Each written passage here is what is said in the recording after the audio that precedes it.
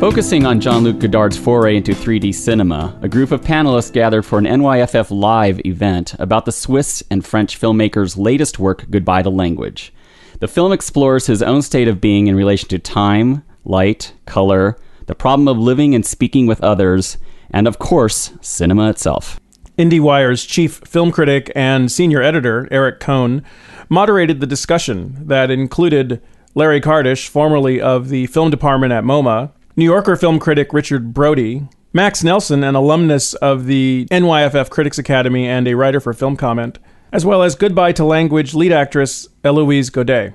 The weekend event took place in conjunction with the Film Society and the third annual New York Film Festival Critics Academy. Let's listen in. Thank you. I want to thank the Film Society for hosting us for this panel and also for letting us do this for the Critics Academy, which is an initiative that Eugene and I spearheaded starting 3 years ago, partly to bring a certain kind of professional context to what critics do, but also to sort of formalize some of the passion that drives critics to create the work that they do, which, you know, obviously the New York Film Festival provides a perfect excuse. More than that, I can't think of a better excuse to sort of celebrate what critics do and sort of the enthusiasm that drives their work than talking about Jean-Luc Godard. I think it was around 2001 when Godard came to the Cannes Film Festival and was introduced by the moderator, who said something to the effect of, "In Godard, there is God," which is, you might say, something of an overstatement, especially when he's in the room.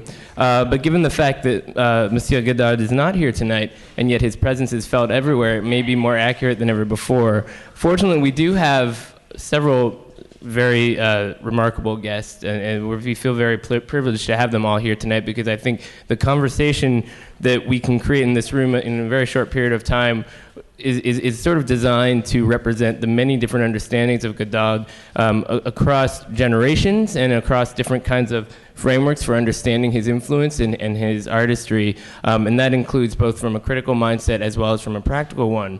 So I'd like to introduce our guest tonight, starting with someone who has been, I think, closer to Godard in the last year or two than any of us, and that's the star of the film that some of you have seen, Goodbye to Language, Ms. Eloise Godet.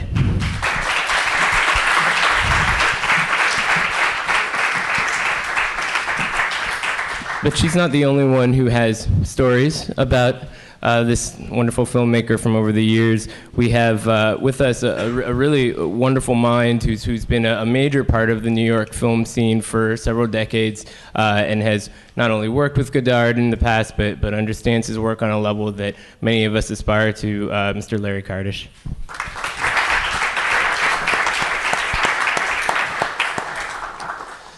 Now, along similar lines, it's one thing to understand Godard's work, to see many of his movies. It's another thing to say that you wrote the book on him. So please join me in welcoming Mr. Richard Brody.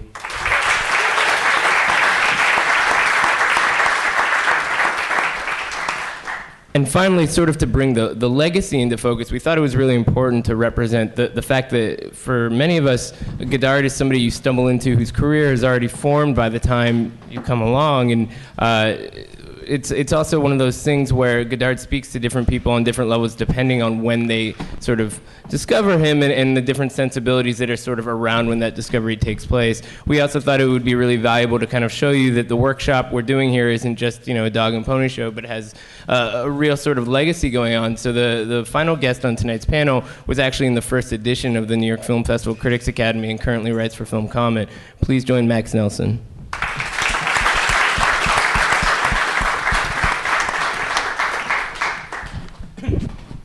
So everybody here has different understandings of who Godard is. You might say that Godard is a personal connection that, in some ways is sort of abstract for some people. But Heloise, for you it was obviously a practical connection because he directed you in this film.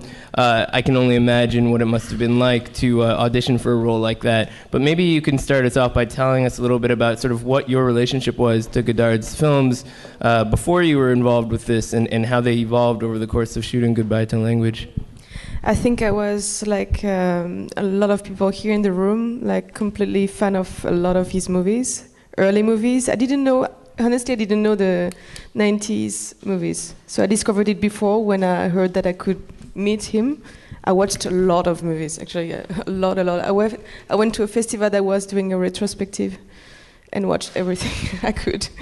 So no blind spots. Yeah, and there was not really an audition. It was just an interview with his assistant for 45 minutes filmed and with a short movie, and then that was it.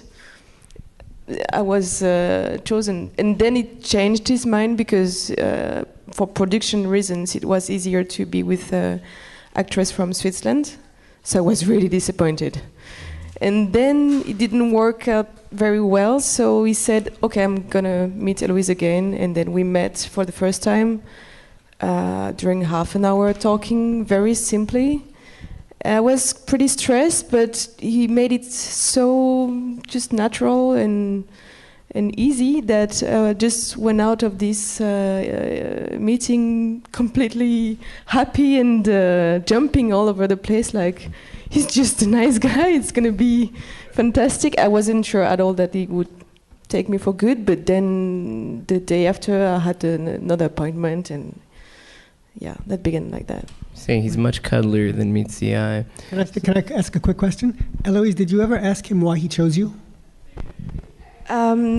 Actually, no. He never told you? No. Is that typical, Richard, from your research? Depends. Some people, he said, it's for your voice or... At the when I met him, I was very looking like Anna Karenina with the like that. But he told me no, make them grow. I don't want that. Because you can see the interview process sort of in Éloge de l'amour. The way people are reading texts. That's in effect part of the audition. He wants to. Yeah, I just had to read one page. So tell us a little bit, what was it like to be directed by him once the shooting actually began? He was really precise about everything, like just like music sheets. Like you just say one word, you just do 3 steps, you do one more word, you just push the table, then you turn. It was just that, but no psychological background, nothing. And if I asked questions, he was teasing me, saying, no, you won't have any questions. So I couldn't. When people ask you what this movie actually means, you have plausible deniability. Actually, would you be able to say what it means? It's really difficult to have just one story about this movie. So, Larry, your experience with Godard was very different from, say, being an actor in one of his films. Can you elaborate a little bit on sort of how that evolved over the years? Sure. To me, Godard, is a brilliant artist. And for me, a totally non-narrative filmmaker at this moment in his career. We at MoMA, I worked there for 44 years, and we commissioned a work by Godard called, which ended up being called The Old Place. And my experience with Godard has been one of kind of constant betrayal in a way. He is not someone to be fully, in an economic sense, trusted. We had, but our experience with Godard started before that, when we did a major film retrospective called Son Image, in which we had my colleague Mary Lee Bandy published, edited a book about him. I got together all the films and videos at that point, and it was a kind of it was a labor of love. And he was supposed to come to the opening, and the night before the show opened, we received a 16-page fax saying why I'm not coming, and I found the explanation somewhat tendentious, and we were in a fury. But the show was a great success, because the works are so powerful and original. Then I had a contract signed by him. Colin McCabe and I went to Roll to have him sign this contract for a work that he was to deliver on the occasion of the millennium. And he was going to The work was going to be made in 35 millimeter. It was going to be at least an hour. He was going to deliver it with subtitles. He was going to come to New York to shoot at the Museum of Modern Art, and with the woman who was basically the trustee who financed it. None of that happened. And what was delivered was something else. I thought it was a diminution of what he'd agreed to do. And not only that, he basically gave the work to a DVD producer elsewhere, not respecting MoMA's copyright, but taking the idea that, in France there is the artist's right, there's the moral right of the artist. So there are a lot of kind of questions about working with Godard, but he does deliver something original and strong, and the work, even though it is, for me, emotionally disengaged, intellectually it's very much engaged. So, Richard, one of the things that Larry seems to be hitting on is that, he's not the easiest guy to work with, even though, the end result sort of speaks for itself. And yet, as Eloise says, there's a precision to the way that he sort of puts his vision together. So, given the fact that you scrutinized his entire body of work for the book that you wrote, how do you sort of reconcile those two things? I mean, it's very challenging to kind of collaborate with this person in a medium that's sort of based on collaboration to some degree, and yet the precision always seems to be sort of intact to some degree. There are many possible interpretations of the term collaboration, and I think Godard has his own ideas on the subject. And I don't mean that ironically. He's always sought a particular kind of engagement or involvement on the part of people he's worked with, but not necessarily the kind of collaboration that is reflected in the classic director-actor relationship of defining a character, possibly improvising in the course of a shoot, but more of an intellectual engagement with the material of the film, the text that the film is based on, the underlying subject of the film, even the title of the film. For instance, one of the things that interests me is in other shoots of Godard's, he would spend time talking with the actors, in the lobby of the hotel, and it's imaginable that he would say to you, well, what does adieu au langage mean to you? Like, well, what does it mean to you to be in a film called Adieu au langage? That's exactly the sort of thing that he very often did in particularly the films of the 80s, 90s, where he wanted actors to be engaged with him in let's say the ideation, the intellectual creation of the film. There's that wonderful line in this film, I detest characters. He detests characters. It doesn't mean he detests people. On the contrary, it's that he has particular ideas about what constitutes the cinema and how his actors are supposed to project identity and ideas in a movie, which is both based on but different from what happens in the classical narrative cinema. All a long way of saying that, for instance, Eloise, I'd like to plug a piece that Eloise wrote for Cahiers du Cinéma, a wonderful diary of the shoot. And, she talks about something that's been going on with Godard from the very start of his career, namely, 99% of the shoots that exist have a schedule where the actors and the equipment and the crew are all supposed to show up at a particular location, at a particular date and time, and shoot what they're scheduled to shoot in the script at that point. Godard has never really thought of shooting a movie like that. He has, to use a fairly simple metaphor, thinks of it as more like being an artist, meaning if on a particular day you don't feel like painting the apple but the pear, or you don't feel like painting anything at all, well, then that's what you do, and or what you don't do. And part of the process is economic, which is to say he learned very early on that you can't control your shoot schedule unless you control the money. So for instance, just to give an example on Soigne ta droite, which is one of my favorite films from the mid 80s. Half the budget went to the shooting of one scene that ran about 10 minutes. It was an airplane scene, and rather than shoot in a studio, they rented an airplane and shot, every day, twice a day, going and coming between Paris and I can't remember which city in the south of France. And they had about a half hour to shoot, and so they shot an hour a day for a month. And that was, half the budget of the film. And the scene was 10 minutes or so. So collaboration, his precision is intellectual. His precision is like, he wants gestures. He wants an actor to read a line. He wants an actor to read a line in a straightforward way. He wants a gesture. But there's something very classical about this. I mean, I'm sorry for going on so long. But one quick thing. Fritz Lang did the same thing. Fritz Lang was not the kind of guy who would speak at length about motivation with his characters. Hitchcock was not the kind of guy who would speak at great length with his actors, rather about motivation. He wanted them to take 3 steps, turn to the left, say the line, take a step to the right, and look up. And when Godard does this, people think he's weird. When Lang does it, or when Hitchcock does it, well, they're being classical. But I think that Godard is not being weird. I think he's, in fact, being extremely classical. And that in this film, parenthetically, there's something amazingly classical. In a way, something more classical than there has been in a lot of his films for a while. Max, do you feel similarly, that this is actually a classical film, despite murmurs to the contrary out there? I think there's a good case to be made for that, and especially that it's kind of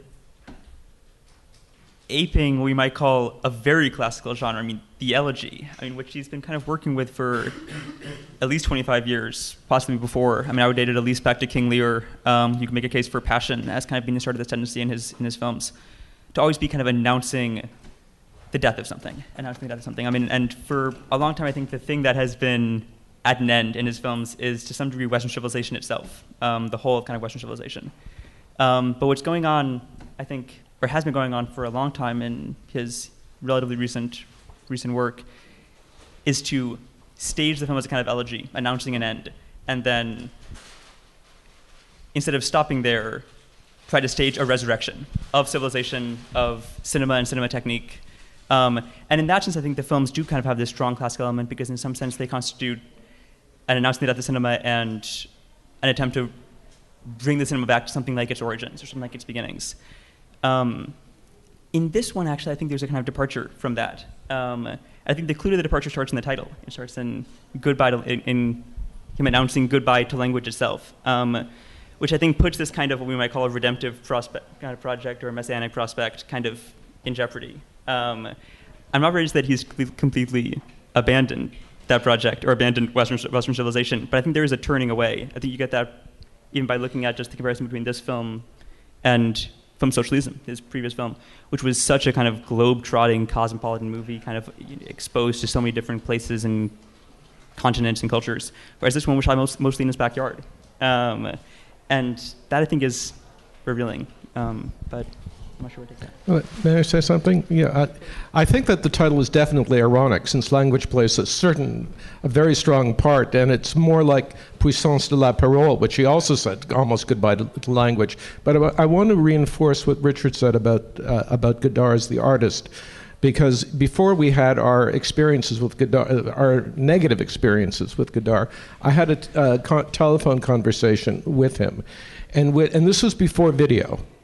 And he was saying that what he would like is that if one of MoMA's trustees would give him $1 million or so, he would make a film for this person, and this person would undoubtedly have a screening room in his or her house, and then could do with this work whatever he or she would want to do, just like a painting. Just like you buy a painting, you keep it at home, you exhibit it. And now this is what happens with a lot of video art. But he was the first person to articulate that. I was horrified, because I thought the nature of cinema is that you share it with other people. But he said, no, if someone gave me the money, I would take the money, and even if I would only use a small portion of it to make the work, they would get my name. I just want to, I want to address what Max said, because I actually think the opposite. I think I love the fact that you use the word resurrection. I think you're exactly right. But I think that this is actually a remarkably, let's say, resurrectional work. I think that goodbye to language, hello to cinema. Language for Godard has a parody. He doesn't mean goodbye like goodbye poetry. He doesn't mean goodbye Solzhenitsyn. He means goodbye chit-chat. Goodbye to the way that language is used on television, to use the expression that he's so often used. I mean, look at the end of this film. I mean, it's actually an amazingly redemptive ending. I mean, he's so many of his films he eats his young at the end. Yes. And this one, on the contrary, he's gentle. He's giving a lesson. He's restoring an old-fashioned technique and sending a young person gently off to create, which is not the way he has generally looked at young creators in his earlier films. That's true. Oh, sorry. I just want to make sure to work Heloise into this conversation because we're getting really deep into the text itself. I get it. You talking just a little too fast for me, if I may. But otherwise, I get it, and that's very interesting. Let's keep going. One thing I would bring up is that the legacy of this film has been a fascinating one since the first screening at Cannes, where someone shouted Godard forever before the film began, and then there was applause during a key moment in the way that he used 3D. So I'm curious what surprised you about the outcome of the film itself, having participated in its creation, but at the same time, being able to watch it now from a distance. During the process, during the filming itself? Afterwards. It wasn't... can you reformulate the question? I don't know if I get it. Really. Did the film look the way that you expected it to? Was it the film that you remember? Yeah, actually, yes, because I had a script big like that with a page of text and a page of images. And it was exactly what it had to look like, but it never really looks exactly the same because the editing is fantastic and doing the whole movie, the sound also, the sound editing is so surprising. You cannot guess what he's going to do with your voice, cutting your voice from your image. We had a lot of scenes shot that are not in the movie, but the sounds are still here, the voices are there. So I was surprised about the results at some point, but not that much about the general ideas and everything. So the ideas, maybe we should get into that a little bit more. He wouldn't tell you what it means, but what does it mean to you? To me, it was a story of a couple, couple having trouble and going into deep fight. I almost had a scene where I had to kill my lover, but he was kind of suddenly shy. I didn't want to make it anymore, as if it was too violent for him at that point. There was supposed to be blood. I think in the second part of the movie there's blood in the bathtub. But for us, the first couple, it was like, I don't feel it right now. Maybe he was too tired or too emotional about that, but he wanted us not to be that violent to each other. So we mostly were the couple that had problem to express their feelings, but not really fighting to death. That was pretty optimistic for me. It's melancholic, but not that pessimistic. Do you know how he originally described the film? When he first described this project, I believe it was in 2009 or 2010. And he said it's the story of a couple who are not getting along, and then they get a dog, and the dog moderates between them and brings them together. We never saw the dog. We were supposed to have him here, but we were really, really disappointed. It was 2 blocks away at Anne-Marie Méville's house, but he was either sick or tired or not in the mood. We never got to see him. So to you, the dog is an abstract concept. Yeah, very abstract concept. Eloise described something amazing in her diary. One of the key scenes in the film you describe as something that he came up with on the spot that wasn't in the script, the scene at the gas station. And that's the scene that brings spoiler alert, the scene that brings the dog into the film is something that he came up with just on the spot in the middle of the shoot, and that's pretty amazing. Yeah, there was just a random... Actually, it was kind of written, but we're not supposed to do it that day, not in that circumstance, and not maybe just with the voices, not filmed.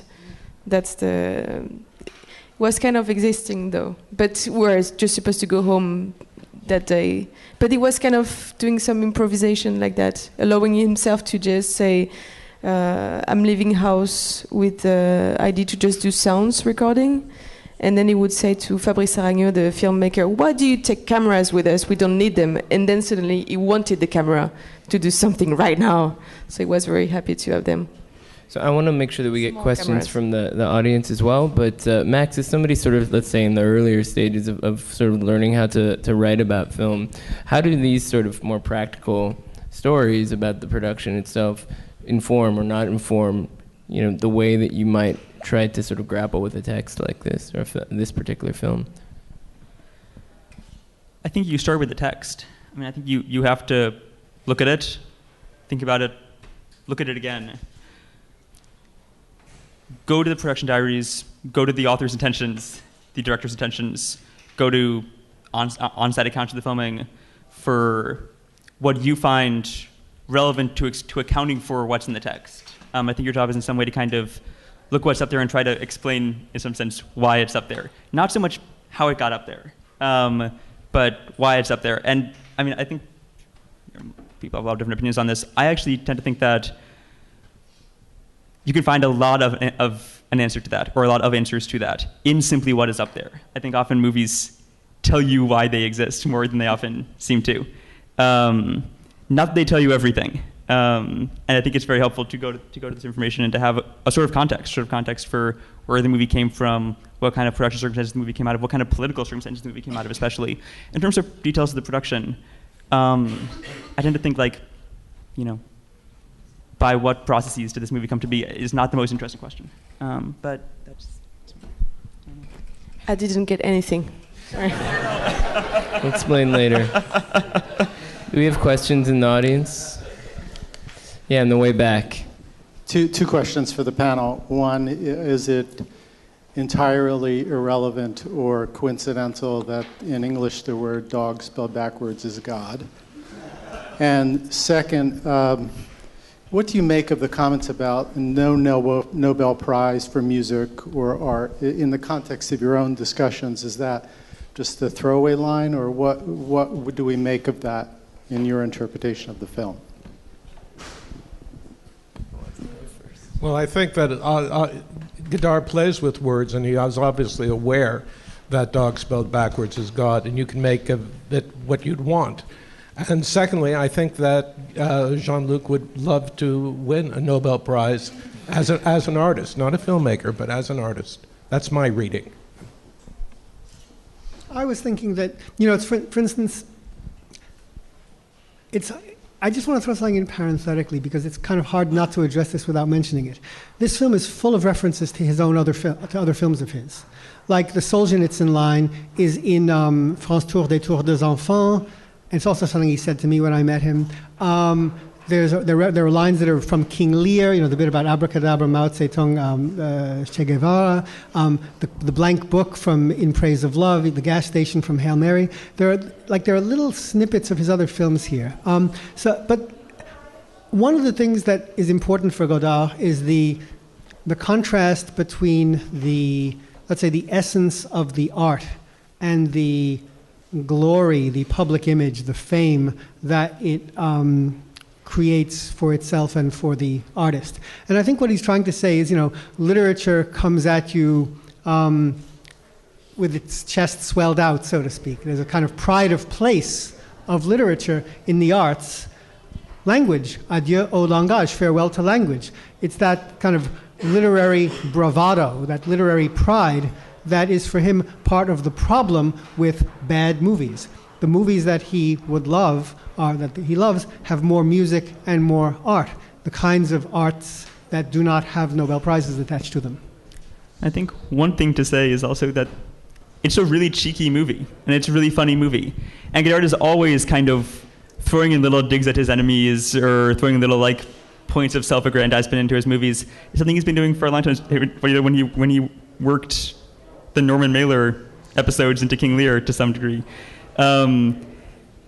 So So part of what makes it hard to read these movies sometimes is that they don't often function just like purely, maybe this goes back to what you were suggesting earlier, self-contained texts, but that they're always, in fact, pointing to kind of settling personal scores, maybe you could say. So thank you all for participating, and thank you for the festival for having this. This film I'd like you to talk about, though. This film, for me, is quite spectacular, and it moves forward in his own creativity for me. Once I gave up trying to understand it, it was such a spectacle of visual pleasure and nature, of all things. And I'd like to know individually what you saw and see in this film that is different in Godard's journey. For me, I'm sorry. I think almost everything from Ici des Allures, which he made many years ago, to this is kind of a continuation of sort. He's an artist working in a particular medium with various modes at his disposal. For me, what's different about it is the use of depth of 3D, which I think is a very exciting use, because it's, I think, a very subtle use, and also the affection he shows for his dog, Roxy Mieville. I'm not being facetious. I think that there is a tenderness there that has not been in his other work, for me. But I think in terms of style, other than the use of depth, it's still a continuation of what he's been working on, his canvas, for the last 20 years. Anything to add from before? Yeah, I think there's a lot of love towards his dog, but also towards his characters that are representing maybe what is his biggest fear, to lose love and don't know what to do with it and deal with the everyday life. I think he's really scared with that. He's living by himself. You know, he's really a lonely character. And talking about couple and love is a huge thing in his cinema. But I think what was new is that he was talking a lot about social things, political things. I mean, with Film Socialiste, he was not that much into love, and I think it's a movie really full of his way of getting back to everyday life. He's talking about society, about the world, but getting more and more closer to him. I think it's a really intimate movie to me. Thanks. I want to second or possibly third, the reference to Roxy. I think the use of animals in this movie is completely remarkable. And I think maybe even more than the 3D is what kind of brings the movie forward in Godard's career. I mean, to go back for a second to what the goodbye in the title is directed at, or what Godard is saying goodbye to.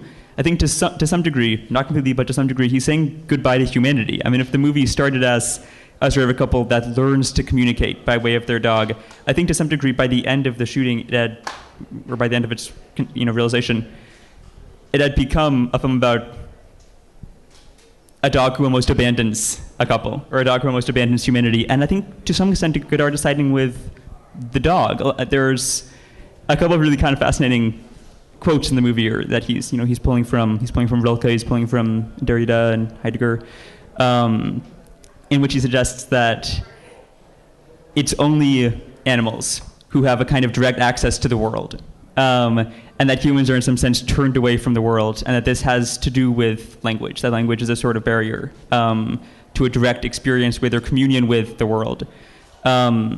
So I think when he says that he's saying goodbye to language, what he really means to some degree is goodbye to a human perspective on the world, and hello possibly to a sort of perspective that identifies with a non-human animal and a non-human animal's relationship to the world. There's a really kind of striking scene where the dog is standing by the river and is listening to what the river is telling him. And then there's a narration that creeps in saying, and Roxy listened to the river and it told him, that seems very new to me. I've never seen him do anything quite like that. But I'm not sure. And I think that's exactly right. It's a sort of hello to seeing with a different kind of let's say, painterly cinematic eye. Still Godard's eye, though. And Godard is still the painter. I mean, that's part of the classicism of the film, the idea that, a still life is as much a human painting as a portrait of a person. A painting of a dog is as much a human painting as a painting of a crowd scene. Going back to the 70s, one of the things that Godard was doing in the early to mid-70s is he commissioned the creation of a camera. He worked with Jean-Pierre Beauviala, who is, of course, the founder of the company Aton, to create, and this is a small, portable, lightweight, 35mm camera that the way it's like he'd hold it at arm's length, but it would take sync sound. And it was also small enough to put in the glove compartment of his car. He wanted to be able to drive around, basically, and use this camera the way a painter would use a paintbrush or a sketch pad. He wanted to be able to catch images on the wing, but he wanted it to be 35mm. He wanted it to have the, let's say, the grandeur of the classical cinema that he loved. And it is not an accident that he achieves this finally with 3D. Even though he's using, for the most part, consumer-grade video, if you look at where Godard comes from critically, the word depth of field, has a very distinctive meaning in his critical origins. I mean, he's, the filmmakers, the god, so to speak, of cinema when he was starting out was Orson Welles. And one of the things that Orson Welles did was to more or less invent the creative use of depth of field in the modern cinema. He came of age under not exactly under, but in intellectual connection with André Bazin, someone he was in constant contention with, but who nonetheless was somebody whose idea of what represents the modern cinema is the cinema in depth, the long take with focus running from front to back. And this is something that Godard has finally been able to achieve with this fairly simple employment of the technology that's readily available. And that's one of the things I mean by classical, which is to say he's using these tools to conjure the grand line of cinema from Wells through Hitchcock, but by means of very casual equipment. He's filming casually, it's mostly handheld, there's only one fantastic crane shot. And he's doing it to achieve images that have a coloristic undulation akin to the images of Monet. So we have time for, I'd say, one more question. So let's make it a really, really good one. No pressure or anything. Maybe somebody from, yeah, sure. I've been wondering for a very long time, for me, and I don't know the critical if this has been written about before, but Godard's, say, 60s films, maybe going up to early 70s, there was this joie de vivre, excitement, and a lot of it paralleled his relationship with Anna Karenina. How do you pronounce her name? Karina. And I was wondering if, and I know he sort of said when he was questioned at the time, like, oh, that's boring to me now. I'm doing this other thing, and that's that. But it seemed almost psychologically like having to do with the end of his relationship, and I was just wondering what the expert view is as to why, because he said I'm never really going back to those, and as far as I can tell, he hasn't quite. Yet he was such a master of it, and it was so wonderful and fresh, and he certainly could still do it, I think. Or I'm also asking, can he still do it? And just if you could discuss that change from that earlier films his... I think Richard should do that. He just wrote the book, and it's a great book, by the way. You should read Richard's book, but you talk about this. Oh, it's a terribly long story, and I kind of... but no artist goes back. In short, no artist goes back. It's not that he lost his technique. I mean, he went through many changes, political, personal. The relationship with Anna Karenina was not exactly as joyful as you might be led to believe from seeing some of the elements in the films, or rather, you can also see the other side of the relationship in the films. The films in the mid-'60s were films of crisis, were films of dissolution, romantic, political, personal. He had certain intellectual goals, and I don't mean that he wasn't able to fulfill at the time. He was looking for a certain idea of cinema. It took him a very long time to begin to work it out. It was related to the possibility of working through the history of cinema by means of video. It's true that the last 40 years of the career have sort of unity, a sort of coherence, under the sign of the conjunction of video and film, which is the retrospective that Larry was talking about in the early 90s. The ability to recreate a new grammar of cinema. And part of that new grammar also entails a new relationship to people in movies, whether the downplaying of character in favor of presences, even or figures in a Bressonian sense, or as Max says here, the elimination of the human perspective altogether. And certainly one of the most interesting things in this film is I get the feeling that the characters melt into the film even more than in others of his films, and that the stories of the production, I mean, I'm always interested in the stories of production. I think that Godard's films are singularly permeable to the conditions of their production, but that in this particular case, it's less permeable, that there's actually a little more closed offness in this film than in some of his more recent films. It's a long way of saying that he keeps on going forward, and if you look at the history of art, artists who go forward very often leave behind the people who were there with him at the beginning. You know, late Beethoven is more difficult than early Beethoven. You know, late Delacroix is flowers in vases. It's not heroic battle scenes. Late period art tends to have a certain abstraction, a certain difficulty, and Godard's does too. It's just that for Godard, things got late early.